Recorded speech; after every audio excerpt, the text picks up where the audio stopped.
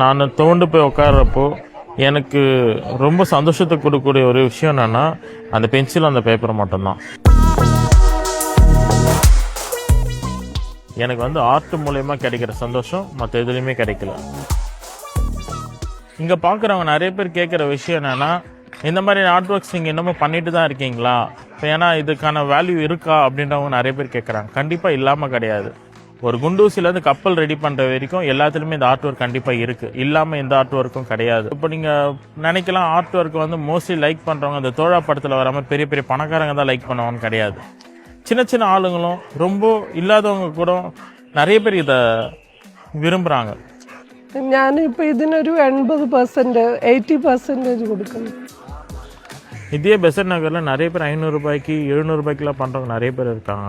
ஆனால் இது நான் வெறும் 300 ரூபாய்க்கு தான் பண்ணிகிட்டு இருக்கேன். நான் இல்லாதவங்களும் ஒரு சிலர் இருப்பாங்க இல்லையா, அவங்களும் வந்து இதை எடுத்துப்பாங்களே அப்படின்றதுக்காக ரேட் கம்மியாக நான் வச்சேன்.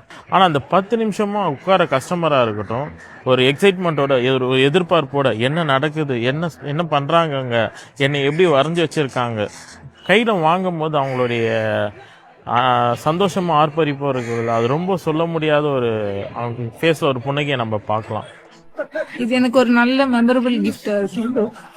என்னோட ஃபர்ஸ்ட் பேபி நான் இது கேட்டேன். ஸோ அது எப்படி எனக்கு ப்ரீஷியஸாக அந்த மாதிரி.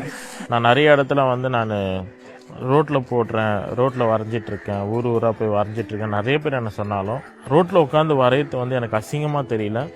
நான் விரும்பி தான் பண்ணுறேன். ஆனால் இதுக்கு அடுத்தது போகணுன்றது எனக்கு ஒரு ஆசையாகவும் இருக்குது இல்லையா, அந்த ஆசை எனக்கு நடக்கணும்னு ஒரு எண்ணம் இருக்குது.